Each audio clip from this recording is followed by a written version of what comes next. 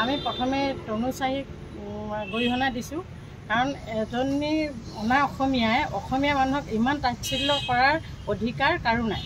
ইমান তাচ্ছিল্য কৰি ইমান বেয়াকৈ ক'বলৈ কৈছে যে সেইটো কাৰণে প্ৰশাসনে কি কৰিছে। আজি পুলিচ প্ৰশাসনে আমাৰ মানুহখিনিক গ্ৰেপ্তাৰ কৰিছে, কাৰণ নোহোৱাকৈ এইটো শংকৰজ্যোতিক গ্ৰেপ্তাৰ কৰিলে, হেণ্ডকাপ লগাই নিছে।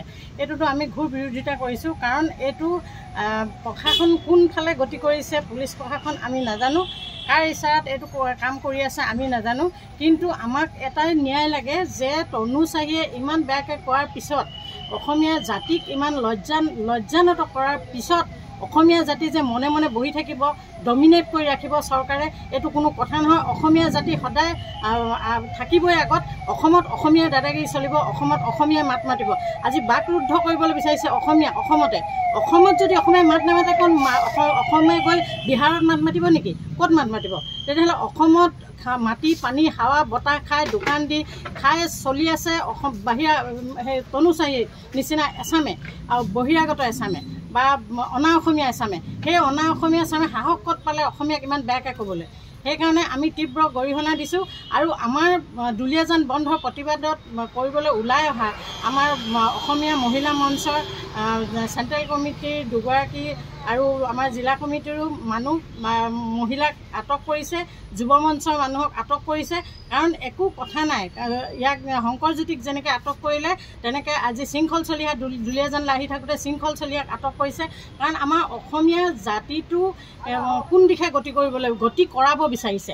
আমি অসমীয়া ক্ষান্ত নাথাকিম, আমি প্ৰতিবাদ কৰিম। ইয়াতকৈ আৰু যদি তনুচাৰীক গ্ৰেপ্তাৰ নকৰে, তনুচাৰীক সোধা পোছা কৰিবলৈ নিছে, তাকে এছামে কৈছে যে তনুচাৰীক গ্ৰেপ্তাৰ কৰা নাই এতিয়ালৈকে। তনুচাৰীক ফ্ৰী ভাত খুৱাওক, ফ্ৰী মাফত খাবলৈ আহে বুলি তাই যিটো কথা কৈছিলে অসমীয়াক, তাই আজি অন্ধ কাৰাগাৰত সোমাই তাই আজি ফ্ৰী ভাত খাব লাগিব, তাই থাকিব লাগিব। আমাৰ অসমীয়া মহিলা মঞ্চ ক্ষান্ত নাথাকে। যেতিয়ালৈকে তনুচাৰীক আনি জেল হাজতত নভৰাই তেতিয়ালৈকে অসমীয়া ক্ষান্ত নাথাকে।